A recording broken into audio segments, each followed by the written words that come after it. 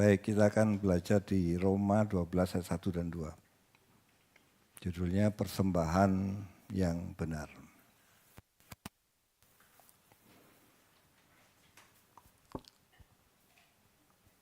Yang baca siapa ya?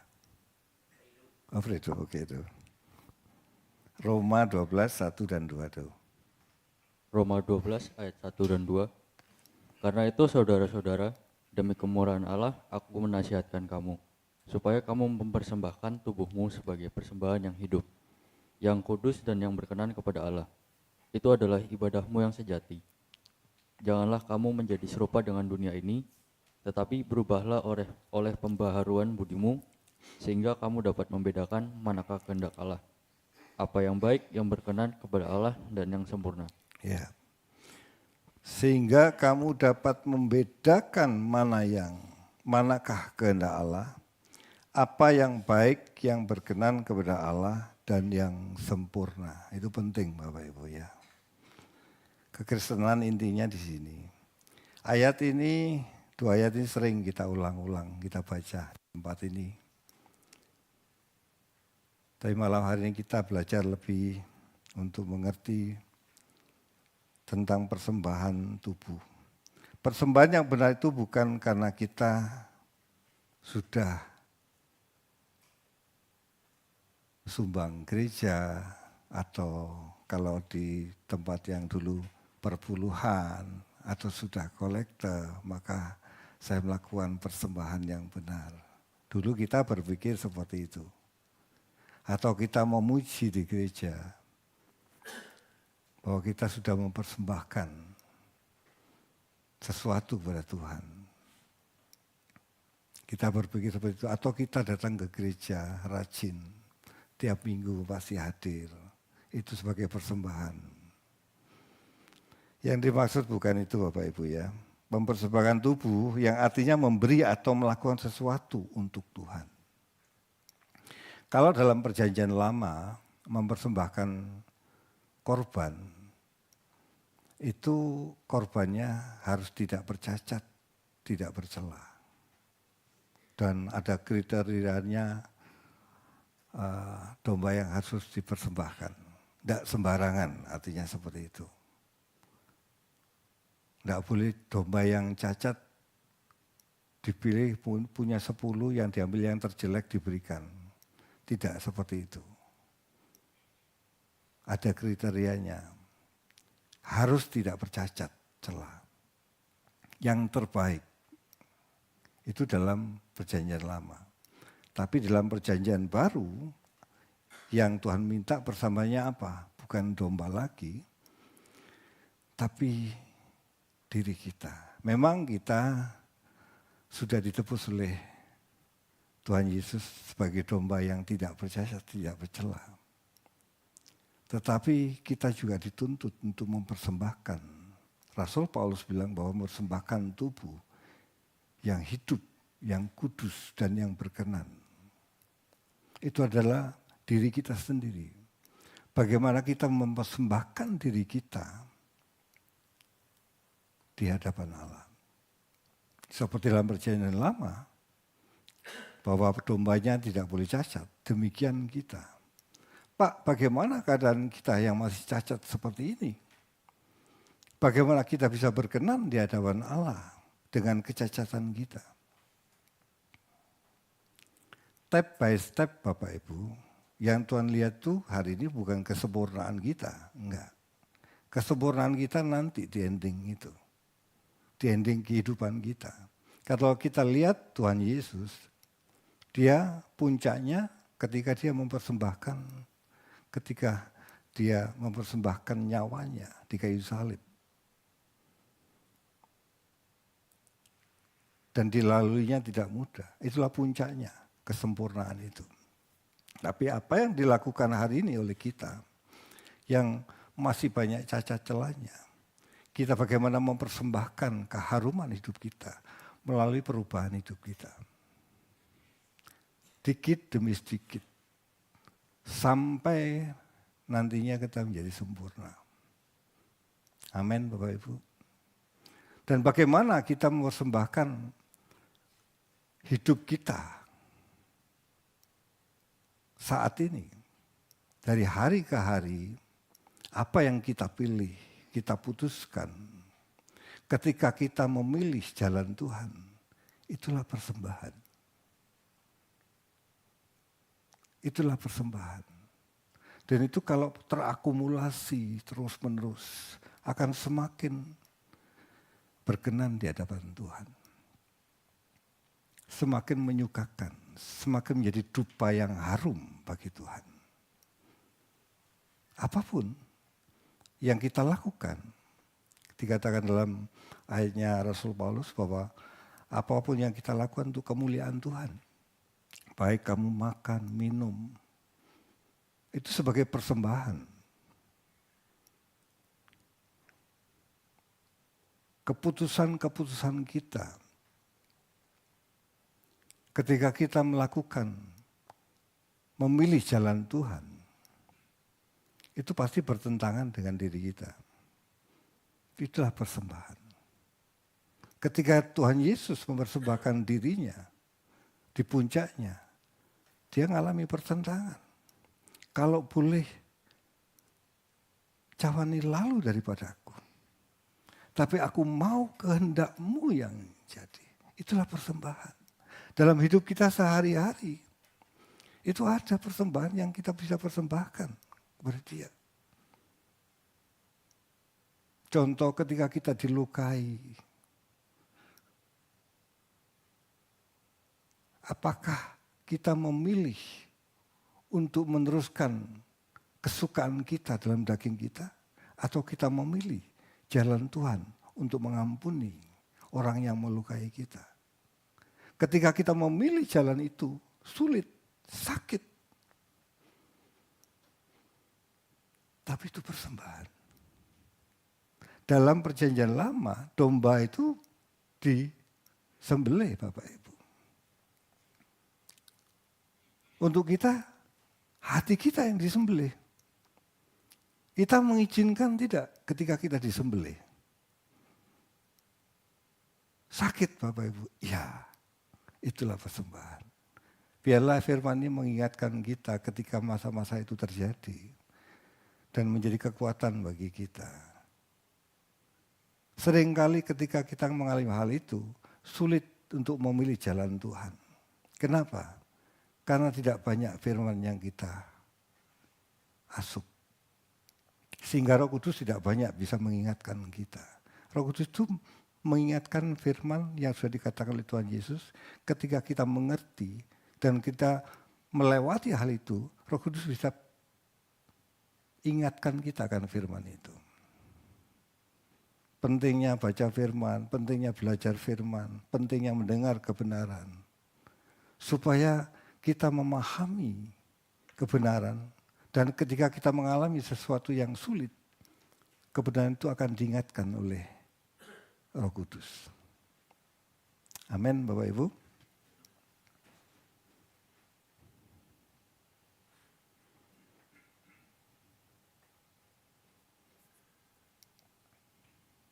Kita coba lihat di 2 Petrus 3 ayat 14 sampai 15. Itu tadi suratan Roma itu surat dari Rasul Paulus.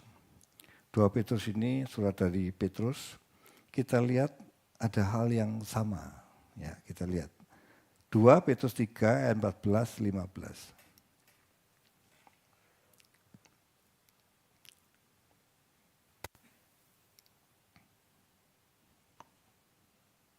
2 Petrus 3 ayat 14 sampai 15. Ya. Sebab itu, saudara-saudaraku yang kekasih, sambil menantikan semuanya ini, kamu harus berusaha supaya kamu kedapatan tak bercacat dan tak bernoda di hadapannya dalam perdamaian dengan Dia. Anggaplah kesabaran Tuhan kita sebagai kesempatan bagimu untuk beroleh selamat. Seperti juga Paulus, saudara kita yang kekasih, telah menulis kepadamu menurut hikmat yang dikaruniakan kepadanya. Ya. Kamu harus berusaha supaya kamu kedapatan tak bercacat, tak bernoda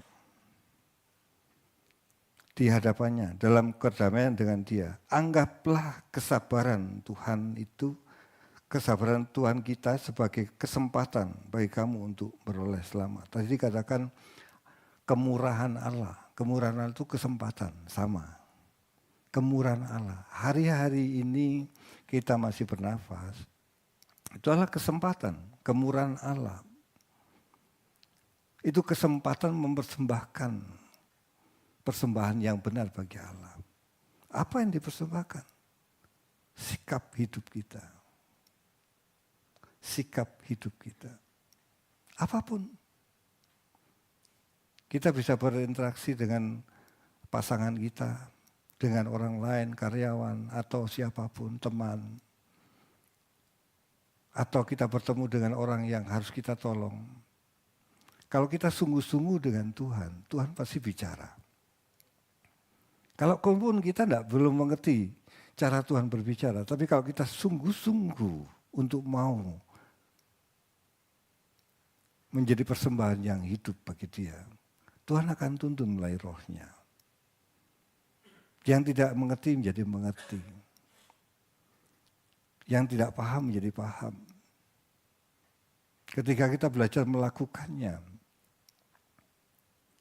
ada sesuatu yang pengertian yang Tuhan akan bukakan, step by step.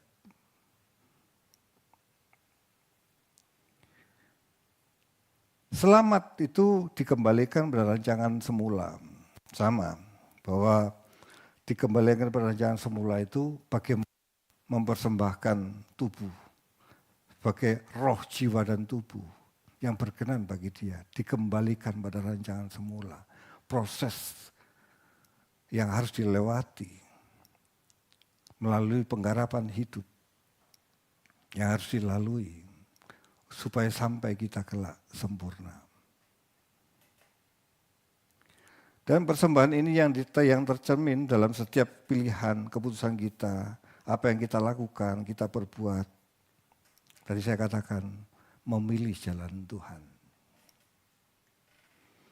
Apa yang Yesus jalani ketika Dia di bumi, itulah yang dilakukan. Kita buka di Yohanes 8 ayat 28-29.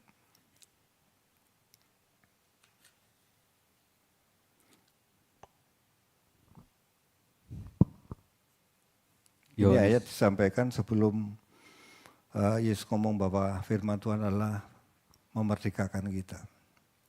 Silakan tuh. Yohanes 8 ayat 28 sampai 29. Maka kata Yesus, apabila kamu telah meninggalkan anak manusia, meninggikan anak manusia, barulah kamu tahu bahwa akulah Dia dan bahwa aku tidak berbuat apa-apa dari diriku sendiri. Bahwa aku tidak berbuat apa-apa dari diriku sendiri. Terus. Tetapi aku berbicara tentang hal-hal sebagaimana diajarkan Bapa kepadaku. Iya. Ayat 9. Dan Ia yang telah mengutus aku, Ia menyertai aku. Ia tidak membiarkan aku sendiri, sebab aku senantiasa berbuat apa yang berkenan kepadanya. Iya. Inilah perjalanan Tuhan Yesus. Banyak ayat tentang hal ini, bahwa Yesus melakukan apa yang Bapa lakukan. Apa yang Yesus ajarkan adalah yang Bapa ajarkan. Artinya bagaimana Yesus memilih jalan Bapa. Sama seperti kita. Bagaimana kita memilih jalan Bapa, itulah persembahan hidup kepadanya. Sekecil apapun. Tetapi ini tidak akan bisa dilewati oleh kita. Atau kita tidak bisa mempersembahkan kalau kita tidak mengerti akan kebenarannya. Kebenaran itu penting untuk bisa mengerti karena Dia yang berbicara dalam diri kita. Coba kita lihat di Ibrani. Ibrani 4, 12, 13.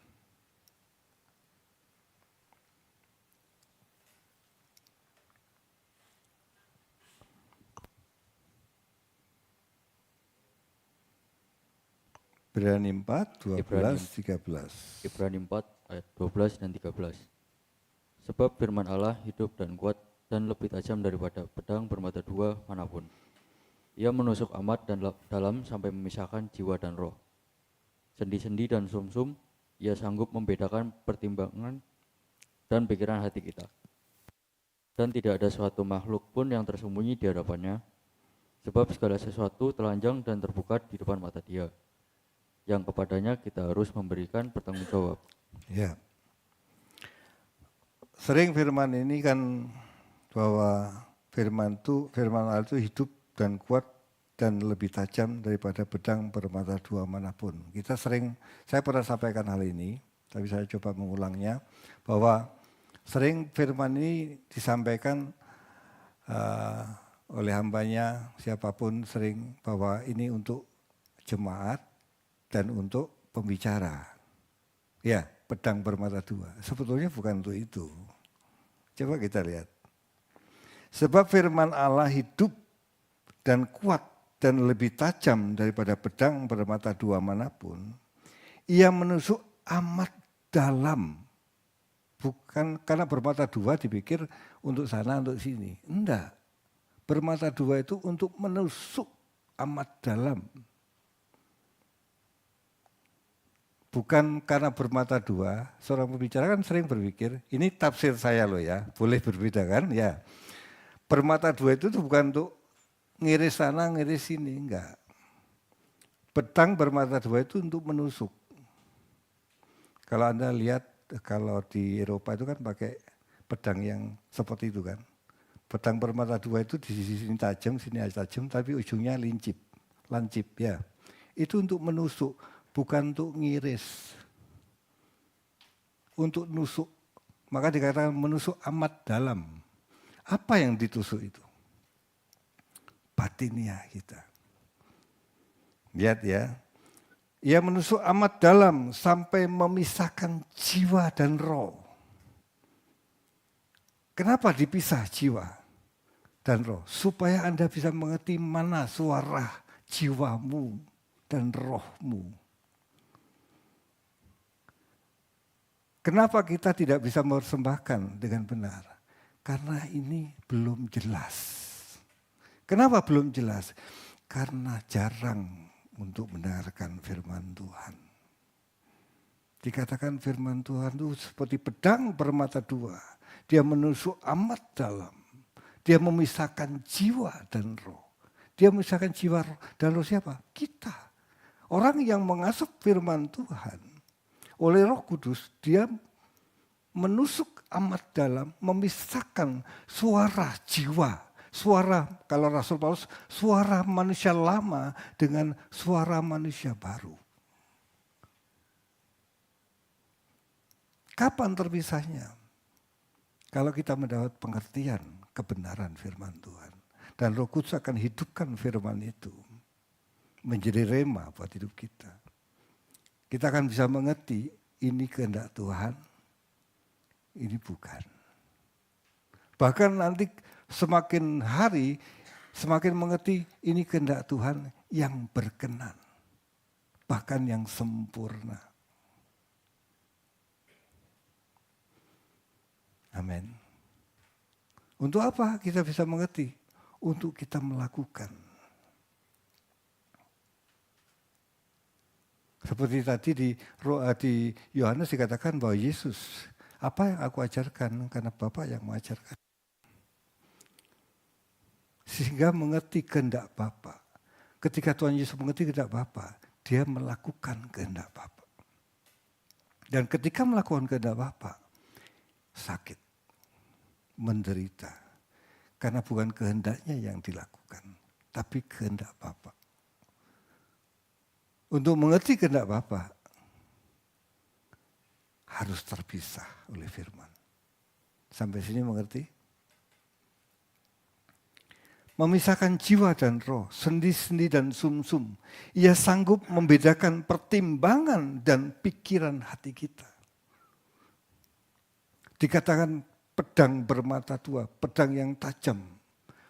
Apa yang bisa memisahkan jiwa kita? Hanya pedang firman Tuhan ini. Kalau Anda mau memisahkan, umpama ada buah sini, itu kan kelihatan kalau mau dipisah gitu ya. Kalau jiwa dan roh enggak kelihatan. Pisaunya itu firman Tuhan. Firman Tuhannya bagaimana Pak? Yang diasup setiap hari dan Roh Kudus akan hidupkan firman itu dalam diri kita. Menjadi rema. Menjadi pengertian yang dalam.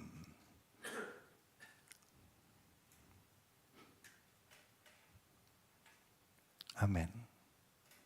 Amin.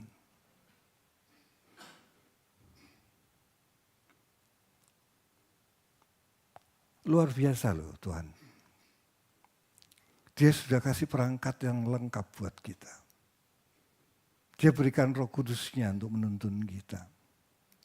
Dia tahu kalau kita memilih untuk jalannya itu tidak mudah. Tahu. Makanya ditinggalkan Roh Kudus di dunia. Untuk mendampingi kita. Untuk memberikan tuntunan kepada kita. Supaya kita bisa mempersembahkan yang terbaik bagi Bapa. Kualitas hidup. Kualitas hidup apa Pak? Kalau Pak David bilang produktivitas. Apa yang diproduk? Karakter Allah. Kehendak Allah yang dilakukan. Dalam setiap peristiwa kehidupan kita. Pak, kita bisa salah Pak? Iya. Ya kalau salah ya minta maaf. Selesaikan. Berikutnya jalan lagi. Amin Bapak Ibu. Minta maaf itu bentuk rendah hati. Biasanya orang laki itu kangelan minta maaf ya. Biasanya. Ya. Tapi di sini tidak ada kok. Tidak ada. Tidak ada. Tidak ada. Yang di luar sana banyak ya. Tapi hari ini yang ngumpul di sini. Setuju. Hari ini ngumpul di sini ya. Ya. Di dalam setiap dinamika hidup kita ada proses yang sedang berlangsung. Dan kita harus mengerti kehendak Allah. Di dalam setiap dinamika hidup kita. Dalam setiap dinamika hidup itu peristiwa hidup di dalam hidup kita. Itu pasti berlangsung, pasti dilewati. Pertanyaannya, kita memilih jalan Tuhan enggak? Ketika peristiwa itu kita hadapi. Kita kasih kesaksiannya. Muncul aja. Pernah saya sampaikan di tempat ini. Tapi enggak apa-apa ya, tak ulang lagi. Kira-kira 2013. Itu sudah kelihatan perusahaan saya enggak bagus-bagus. Bukan travel ya, tapi di koperasi. Gak bagus-bagus. Semakin hari semakin menurun. Saya coba bangkitkan dengan suntikan dana. Ya tentu saya melobi seseorang untuk bantu. Akhirnya koperasi kelihatan bangkit, tapi 1 tahun kemudian kelihatan menurun lagi. Sampai akhirnya semakin parah. Yang harus ditangani sebelumnya dengan yang suntikan kedua lebih parah lagi. Pikiran saya waktu itu banyak tawaran-tawaran yang manis yang membuat cepat bagaimana selesai. Kepingin enggak? Kepingin. Ya apa cara nih cepat selesai? Aku punya utang bisa selesai semua. Dengan waktu yang cepat. Saya, ini masih di gereja, bukan di sini, di gereja lama. Ada seorang menawarkan sama saya itu investasi emas. Kalau saya ngomong ini, Anda bisa belajar dari apa yang saya sampaikan. Investasi emas, tapi bukan fisik. Jadi investasi yang bukan fisik. Ya. Tapi pakai uang, ya pakai uang. Saya harus deposito sekian dan saya main di situ dengan saya main selisih dari emas itu. Sampai suatu ketika nggak jadi baik. Kayak awalnya berpikir gini, saya kalau awalnya saya dapat terus, Sampai di tertentu saya berpikir, oh ini kalau investasi segini kan lebih cepat lagi. Kan mikirnya gitu kan. Ya, tak invest lagi. Sampai di tertentu turun sampai habis. Habis 1 M. Ya. Itu ngereges Bapak Ibu. 3 bulan. Apa yang mau saya sampaikan? Saya pakai cara saya sendiri untuk menyelesaikan sesuatu. Kalau Tuhan izinkan peristiwa itu terjadi dalam hidup kita kan bukan suatu kebetulan. Enggak. Bagi orang-orang yang mengasihi Dia, enggak ada yang kebetulan. Setelah itu stres, saya diem aja. Saya minta ampun sama Tuhan. Ketika masa itu terjadi, saya enggak bisa baca firman dengan tenang. Pagi harus lihat datanya itu. Saya harus ambil berapa. Singkat cerita, sampai selesai itu, sampai stres, saya bertobat minta ampun, saya diem, tidak ngapa-ngapain. Tuhan, aku serah sama Engkau. Aku mau ikuti jalan-Mu, aku tahu aku salah.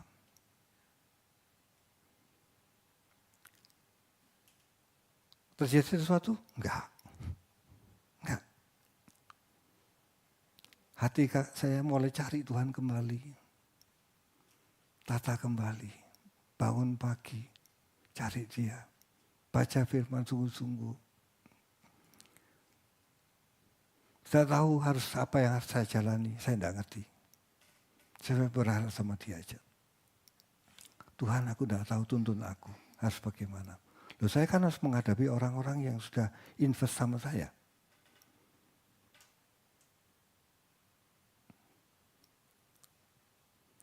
Sampai setahun kemudian, 2 tahun, 3 tahun, mulai muncul jalan Tuhan itu. Step by step. Pakai apa ya saya harus bayar? Tidak cukup. Apa yang saya punya untuk selesai itu? Enggak cukup.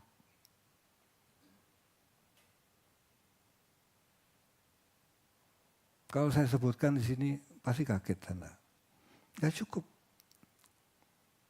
Tapi step by step Tuhan tuntun saya. Ada aja caranya Tuhan untuk menolong. Enggak ngerti caranya gimana.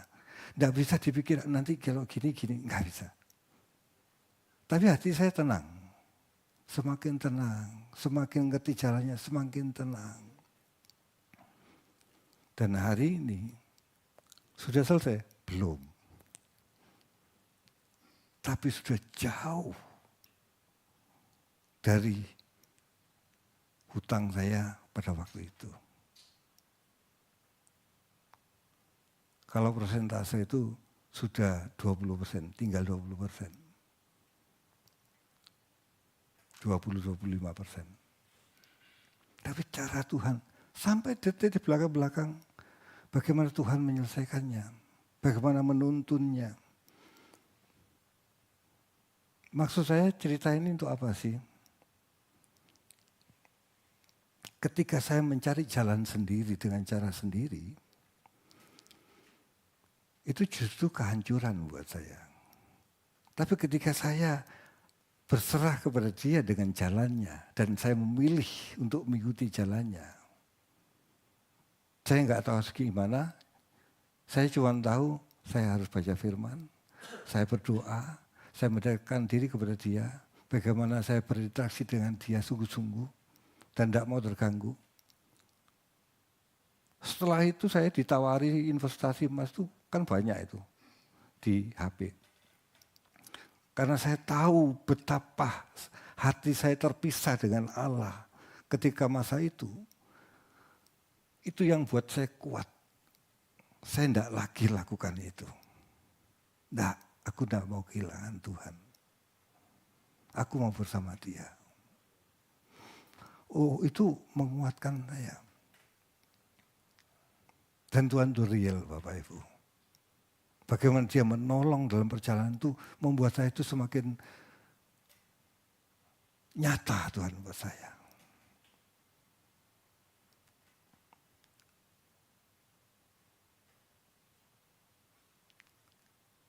Maksudnya apa Pak? Kalau kita memilih jalannya,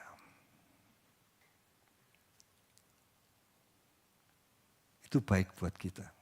Meskipun tidak nyaman jalannya. Meskipun tidak nyaman. Tapi saya percaya Tuhan tidak akan tinggalkan kita. Tidak akan tinggalkan kita. Amin Bapak Ibu.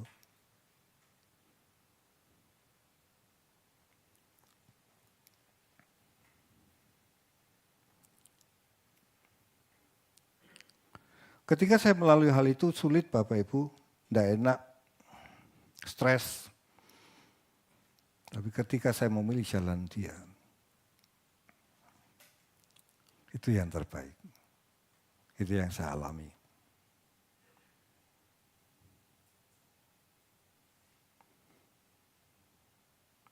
Dan ketika kita mengerti kehendaknya dan memilih untuk melakukannya, inilah persembahan hidup itu. Sakit. Kita bisa membayangkan bagaimana beratnya Tuhan Yesus ketika memilih untuk melakukan kehendak Bapa. Betapa tidak mudahnya, betapa sakitnya. Dia harus bergumul. Besok disalib dia tahu. Pak, Bu, sebelum dia di Getsemani, dia sudah tahu enggak kehendak Bapa? Tahu. Dia sudah ngomong kok sama murid, nanti aku aku akan menderita, disesa. Dia tahu. Dia jalan ke Getsemani untuk apa sih?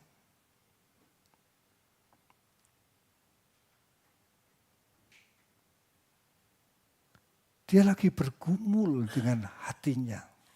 Bergumul dengan dagingnya. Kalau Anda baca di ayat sebelumnya dari hal itu, dia rasa takut, gentar, rasanya mau mati. Ya kan? Itu rasa ketakutan yang tinggi. Dia di Getsemani itu sedang bergumul kepada Allahnya. Bapak, kalau boleh, lalukan cawan daripadaku. Tetapi aku mau kehendak-Mu yang jadi. Dia memilih kehendak Bapa, meskipun kehendaknya sendiri ada. Dia memilih kehendak Bapa. Dia bergumul. Kalau kita lagi disakiti orang, mau ngampuni bergumul enggak? Apa gini, ada enteng gitu ya? Enggak kan? Jangankan orang lain. Ya orang lain mungkin lebih mudah ya. Pasangan kita kan lebih sulit.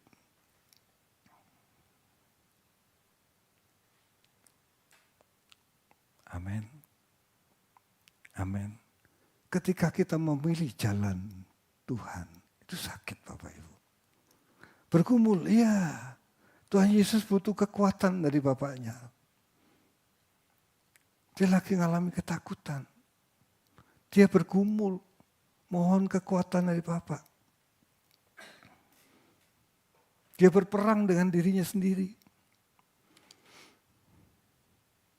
Betapa beratnya dan tidak mudahnya mempersembahkan dirinya sebagai persembahan yang benar. Dan setelah dia melewati, dia berhasil. Itulah yang menyukakan hati Bapa.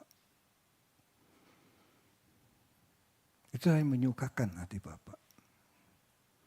Kita tidak akan pernah bisa dalam puncak kesempurnaan kalau dalam keseharian kita tidak pernah mempersembahkan persembahan yang benar di hadapannya. Dengan merelakan kehendak kita dan mendahulukan kehendak Dia.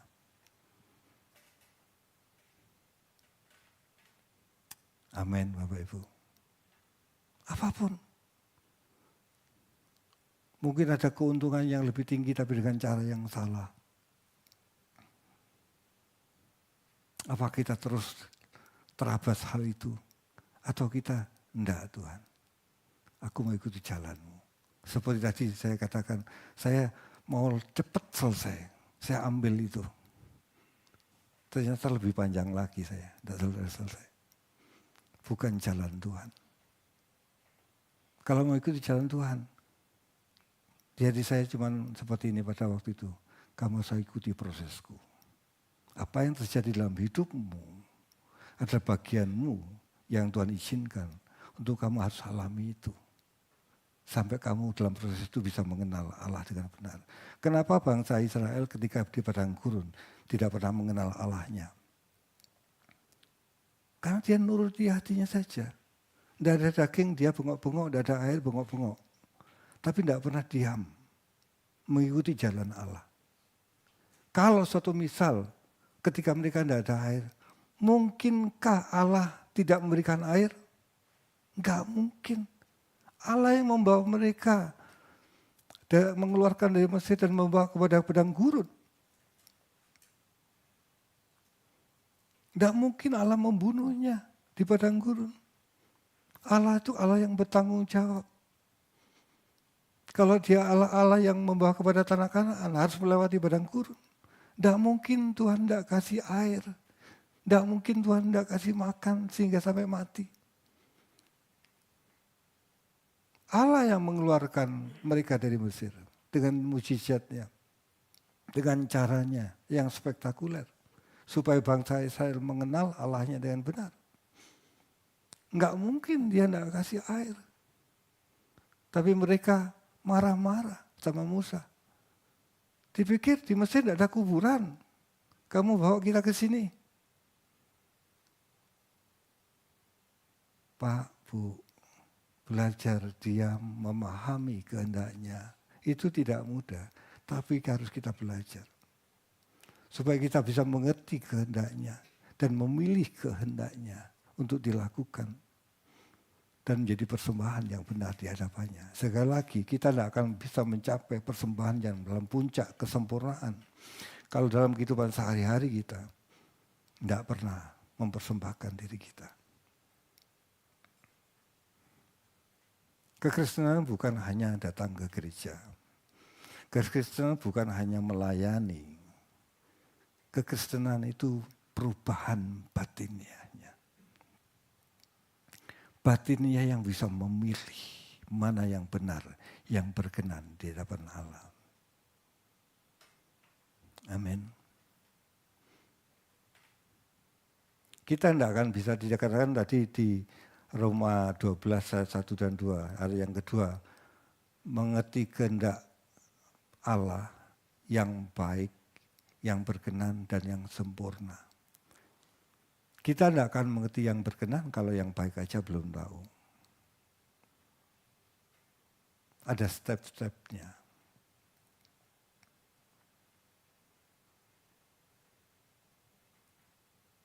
Amin. Amin.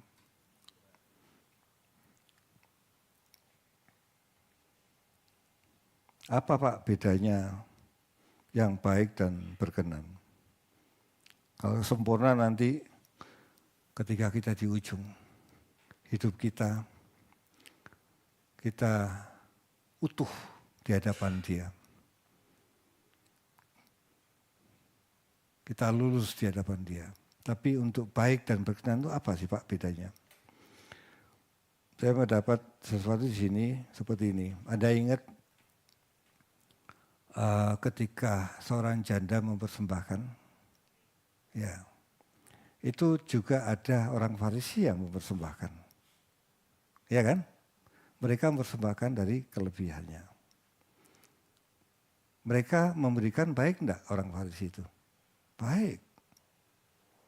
Dia support, katakan kalau gereja itu, dia support gereja. Dia support, dia berikan. Ya. Tapi Tuhan Yesus menoleh kepada persembahan janda ini. Dia ngomong, lihat persembahan janda ini. Kenapa Tuhan Yesus tertarik? Lebih menarik yang ini. Daripada persembahannya orang Farisi. Karena dia lakukan dengan hati. Sama. Kalau kita melakukan dari hati, itu berkenan. Itu bedanya baik dan berkenan. Orang Farisi itu lakukan baik. Bukan tidak baik loh. Dia memberikan sesuatu dari kelimpahannya, baik. Daripada orang yang tidak memberikan, kan lebih baik memberikan. Walaupun dari kelebihannya. Tapi janda ini memberikan dari kekurangannya. Artinya bahwa janda ini melakukan dengan sikap hati yang benar. Itulah berkenan. Kekristenan itu di sini Bapak Ibu. Bukan kata David, bukan melakukan karena hukum, tapi melakukan karena dia mengerti, memahami, dan dia lakukan dengan cinta kepada Allahnya. Amin. Amin.